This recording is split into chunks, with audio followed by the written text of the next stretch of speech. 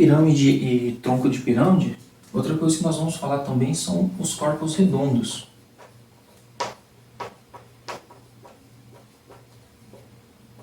Aqui já estamos falando do próximo capítulo, tá? O capítulo 3. E o primeiro deles vai ser o cilindro. O que é um cilindro? Um cilindro é como se fosse um prisma com base redonda. Ele tem bases redondas não, mas elípticas pelo menos, né? Se você tem ele tem duas bases que são paralelas, né? Um cilindro possui duas bases paralelas e ele pode ser reto, que vai ser mais ou menos assim, né? Um cilindro reto. Essa base aqui não está muito boa, deixa eu tentar melhorar aqui. Não sei se melhorou ou não. Duas bases que serão completamente circulares nesse caso, né? E aí você tem essa linha aqui, que você pode, digamos assim, fazer o contorno da base com essa linha para moldar o cilindro. Ela é chamada de geratriz. A altura é a distância entre as duas bases, né? Nesse caso, ela pode ser um segmento que vai do centro de uma base até o centro da outra. Isso aqui pode ser a altura, né? E você também pode ter um cilindro inclinado, chamado cilindro oblíquo, que ele é mais ou menos assim. As bases elas serão iguais, mas não serão circulares, serão elipses, né? São meio esticadas assim. Então a geratriz continua sendo um segmento aqui que você faria, digamos, o contorno, a modelagem do cilindro, e a altura nesse caso continua sendo a distância entre as duas bases, só que não vai ser, né, do centro de uma base até o centro da outra, né? Então você tem o cilindro reto e o cilindro oblíquo, né? O cilindro reto ele pode ser construído se você pegar um retângulo e fazer mais ou menos isso daqui, ó. Você imagina que você traça um eixo aqui por dentro da espiral do livro, e aí você roda ele assim, né, o eixo fica parado e você faz ele girar em volta.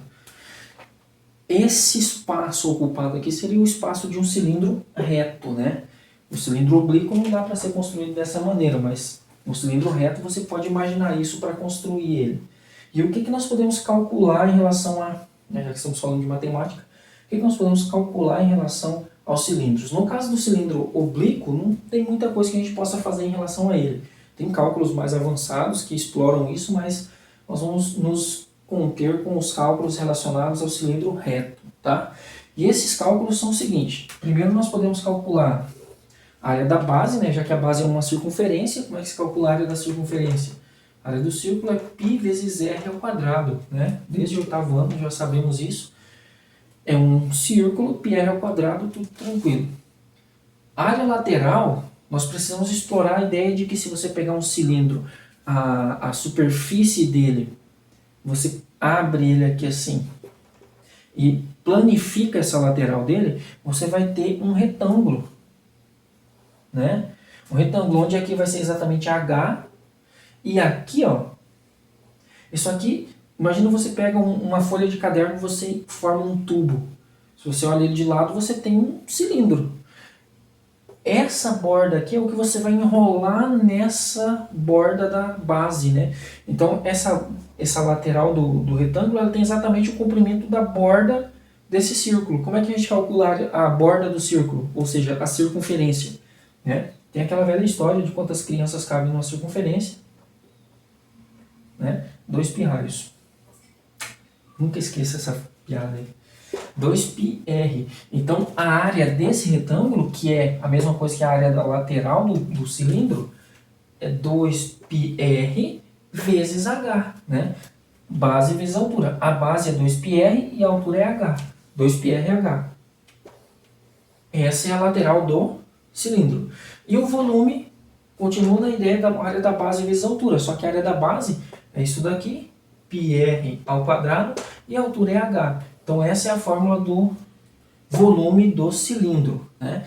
Basicamente nós vamos explorar essas três coisas relacionadas a cilindro, né? Acho que é bem mais simples do que prismas, né? Porque o prisma tem a base de vários formatos, Aqui não, é círculo e tranquilo, né? 3 elementos ali para serem calculados. Eu acho que não tem muita coisa a explorar além disso, né? Então, cilindro é isso. Um conceito que é muito importante também é uma definição que está na página 35, no retângulozinho amarelo. Diz o seguinte: chamamos de cilindro, aliás, chamamos o cilindro cuja altura é igual ao diâmetro da base de cilindro equilátero. Tem uma questão aí para frente que vai falar sobre cilindro equilátero. Então, se você está fazendo uma questão na prova, aparece lá: considere o cilindro equilátero. O que você sabe? Já, de cara você já sabe que a altura é igual ao diâmetro da base, né? Ou seja, o raio da base é metade da altura. Então, é uma consequência dessa definição de cilindro equilátero. Isso vai ser muito importante. Depois de cilindro, nós temos os cones.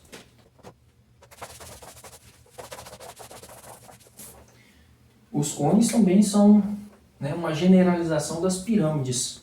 É como se fosse uma pirâmide com infinitos lados na base.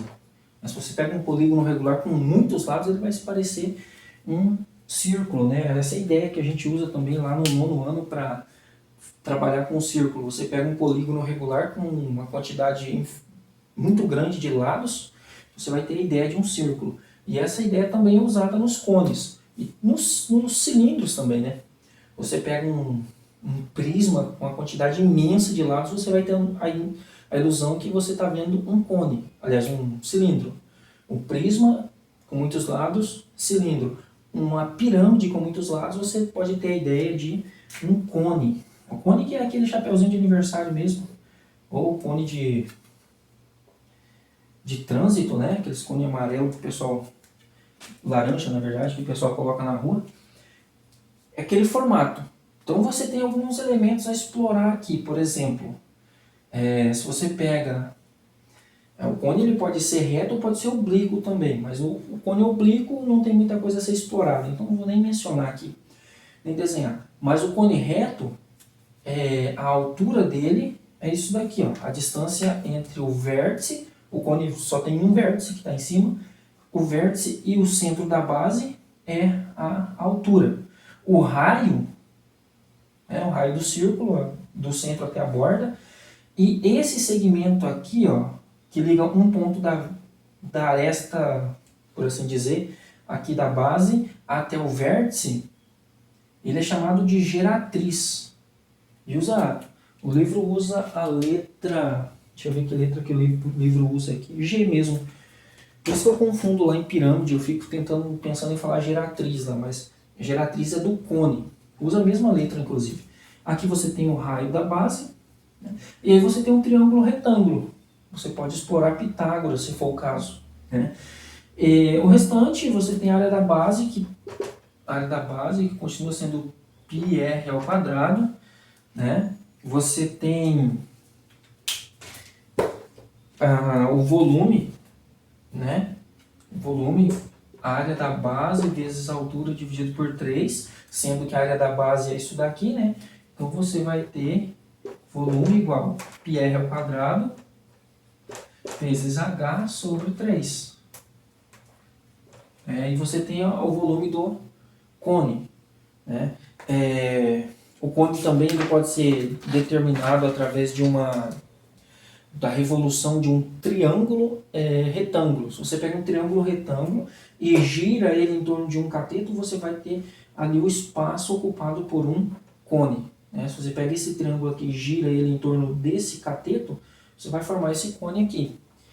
E uma coisa interessante é que se você divide o cone aqui, ó, você pega um diâmetro da base e faz um corte que passa por esse diâmetro e por esse vértice, divide o cone em duas partes iguais. Então aqui, ó, você vai ter um triângulo, esse triângulo com esse ponto e esse ponto aqui, ele é um triângulo isósceles, né? Então as relações que nós conhecemos em relação ao triângulo isósceles, elas valem aqui, né? Por exemplo, esse ângulo aqui vai ser igual a esse ângulo, esse lado vai ser igual a esse lado. Aqui, como é um ângulo de 90 graus, nós podemos, se for o caso, explorar trigonometria em relação a esses ângulos aqui, né? Esse ângulo aqui vai ser igual a esse também, né? Então, assim, nós podemos explorar algumas coisas aí. A área, além da área da base, nós podemos calcular a área lateral.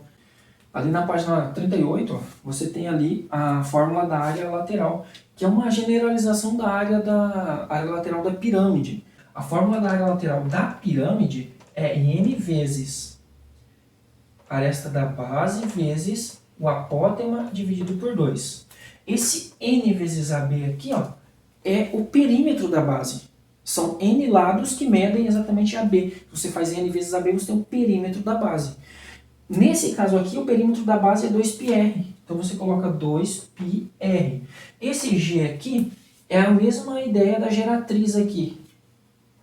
E o 2, né, você corta aqui. Então você tem a área lateral do cone, πrg.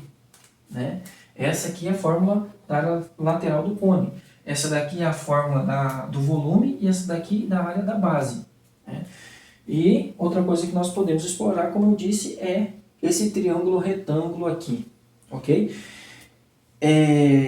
Também tem uma definição que é importantíssima, assim como no caso do cone, do cilindro.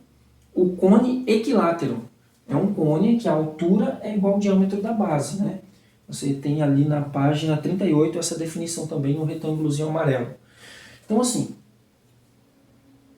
cones e cilindros são generalizações de prismas e pirâmides, só que com bases redondas, né? Então, se você tem noção de como que se faz as fórmulas para prisma e pirâmides, você consegue tirar conclusões relacionadas a cilindros e cones também, ok? Depois disso, nós temos no capítulo ali alguns outros elementos, mas fica para o próximo vídeo.